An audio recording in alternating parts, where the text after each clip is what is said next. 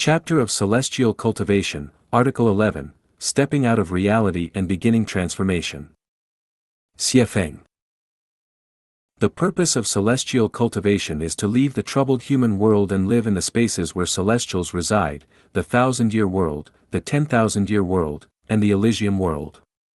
The question is, how can we clearly depart from the human world and consciously enter these spaces? This article reveals one of the secrets to transforming from a human into a celestial. Everything perceived by the five senses is a product of our consciousness. The myriad phenomena of the universe we perceive are illusions, not reality. These illusions shift with our consciousness, remaining transient and elusive. We cannot grasp a cloud, nor can we control the earth. We are powerless in the face of the complex phenomena of human society because all of these are mere reflections of divine spirits and human consciousness. Our arrival in the human world is neither the fault of the divine nor of others, it is the result of our own consciousness. The towering cities are products of human consciousness. The computers, telephones, mobile devices, transportation tools, clothing, and food we use are all products of human consciousness. Without such consciousness, none of these would exist. Monkeys and apes cannot create computers or build cities simply because they lack this consciousness. Whether it is reservoirs, nuclear power plants, particle accelerators, or space stations, all are products of human consciousness. Our reality is created by ourselves. The nature of our consciousness determines the nature of our reality. Parents, children, relatives, and friends are also creations of our consciousness. If these relationships did not exist in our consciousness, we would not have come to the human world. We marry because we desire marriage, we have children because we desire children. If we had no desire for marriage or children, then marriage and parenthood would never occur in our lives. A thief commits theft because theft exists in their consciousness. A virtuous person does not steal because the thought of stealing never exists in their consciousness. Mao Zedong became chairman of the country because he had the consciousness of becoming chairman. Billionaires accumulate wealth because they have the consciousness of acquiring great riches. Why were the people so poor during Mao Zedong's era? It was because most of the leaders came from impoverished backgrounds and never had the consciousness of living in wealth. After the reform and opening up, some Chinese people quickly became wealthy because they desired wealth and enjoyed making money. Yet, more than a decade later, some former poverty alleviation officials remained destitute because they never had the consciousness or methods to acquire wealth. The nature of our consciousness determines the nature of our lives, this is an unshakable truth. People from northern China, especially in Shaanxi, Gansu, and Ningxia, can make hundreds of different foods using flour, while people from northeast China and the south cannot. The reason is simple, the consciousness of making such foods does not exist in their minds. A simple teacup has nearly 30 different uses, yet we only use it as a drinking vessel because we have never considered its other functions. Humans can become celestials, but the vast majority do not believe this. Why? Because the thought of becoming a celestial does not exist in their consciousness. They have never considered it, just as monkeys have never contemplated becoming human. If the thought does not exist, if the idea is absent, then it can never be realized.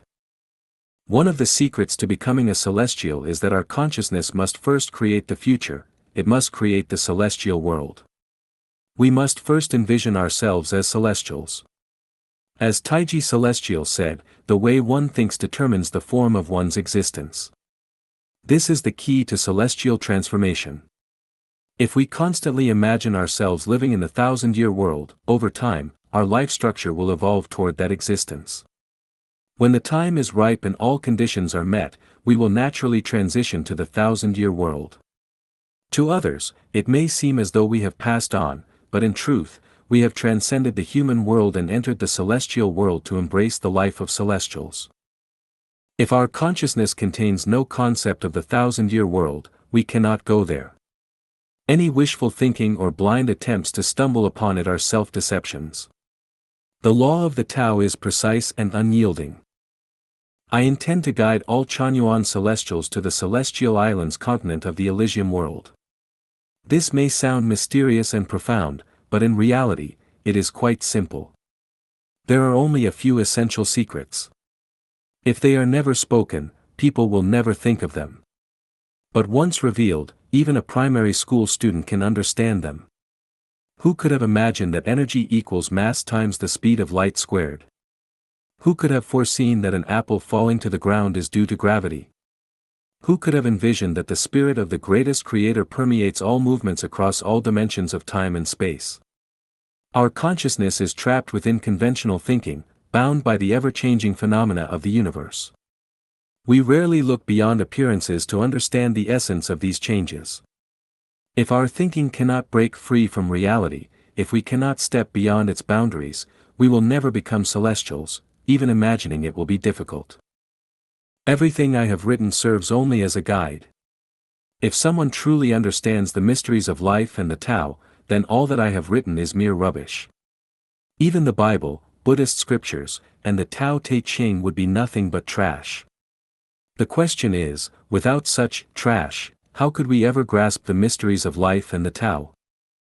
We are lost in illusion, yet we refuse to admit it. We live in a world of illusions, yet we cling to these illusions with such devotion and obsession that we cannot extricate ourselves. Even at the moment of death, we refuse to turn back. Once we die, everything in the material world ceases to exist for us. After a lifetime of toil, we leave with nothing. Yet we continue to struggle, stubbornly deceiving ourselves and others.